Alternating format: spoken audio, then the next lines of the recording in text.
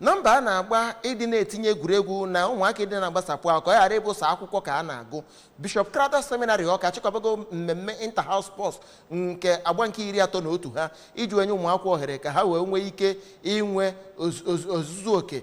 Asompi anụnwa bụ nke a chịkọbara na ogige ya bụ ụlọ akwụkwọ. Ndị bekasịrị ya bụ ụmụ akwụkwọ nọ na seminarị ahụ ha yigesi uwe jesi dịka o si metụta ụlọ 11 ụmụaka bi na ya bụ ma ndị nkụzi ma ụmụ akwụkwọ ma ndị nne na nna bụ ndị akpọrọ oku ka ha bịa.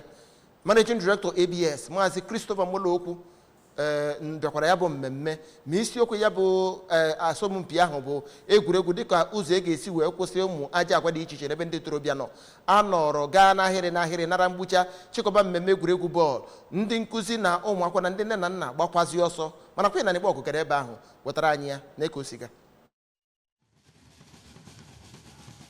Nnukwu ụkọchukwu na onye nwekwa ụlọ akwụkwọ ahụ bụ Alexander Ibezim kwuru na egwuregwu bụ ihe na-echetara ndị mmadụ mkpa ọ dị mmadụ ịgbasi ike nwa ahụike wee sị na ọ bụ onye nwere ahụike na-emenwu ihe mmụọ.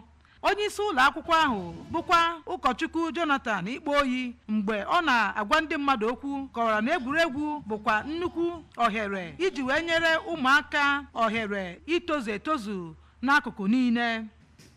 Queen Anịgbọgụ, akụkọ ụwa ABS.